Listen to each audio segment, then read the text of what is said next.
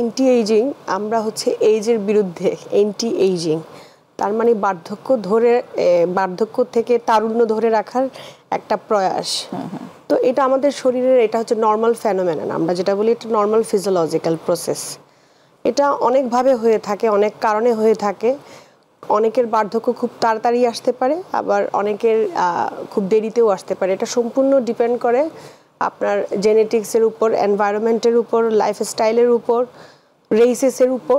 আচ্ছা, তো এখন যে এন্টি এইজিং আমরা খুব কনসার্ন, এখন তরুণরা কিংবা তরুণীরা খুবই সচেতন এই ব্যাপারে যে বয়স কিভাবে ধরে রাখবে।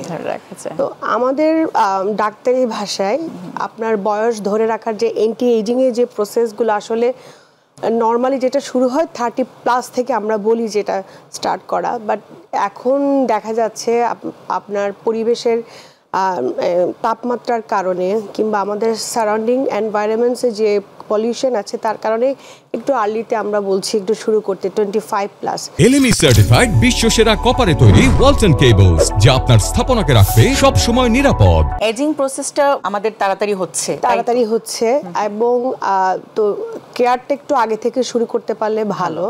সেটা 25 ইয়ার্স থেকে।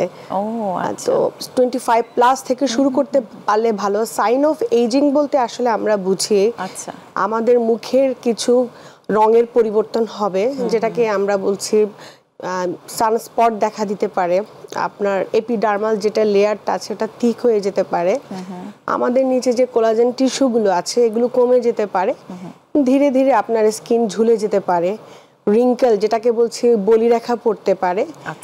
তো ওটা ডিপ স্ট্রাকচারে যেতে যেতে আসলে আমাদের একটা স্যাগি ফেস চলে আসে। খুব এটাকেই বলছে আমাদের এইজিং প্রসেস। এন্টি এইজিং এটার বিরুদ্ধে আমরা কিভাবে কাজ করব। তো এটা ইন্টারনালিও করা যায়, এক্সটার্নালিও করা যায়।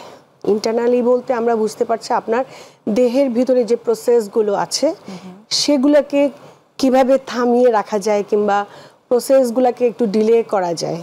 আর এক্সটার্নাল প্রসেসে যেটা আছে সেটা হচ্ছে আমরা কি ধরনের লাইফস্টাইল জিনিসগুলো ব্যবহার করলে আমাদের স্কিনের উপরে এটা বোঝা যাবে না। আসলে এইজিং প্রসেসটা শুধু আমাদের স্কিনের উপর রিফ্লেক্ট হয় না, এটা আসলে ভিজিবল, বাট যেটা শুরু হচ্ছে বয়সের সাথে সাথে আমাদের শরীরের ভিতরকার যে অর্গানগুলো সেগুলোও কিন্তু আপনার এইজিং প্রসেসে যাচ্ছে। কিন্তু আমরা শুধু স্কিনটাকে দেখি, কারণ এটা আমাদের দৃশ্যমান একটা জিনিস, এই কারণে আমরা এটাকে নিয়ে খুব কনসার্ন। তো আমরা যদি এইজিং এর বিরুদ্ধে কাজ করতে চাই তাহলে শুধু আমাদের এক্সটার্নালি না, আমাদের ইন্টারনালিও কাজ করতে হবে।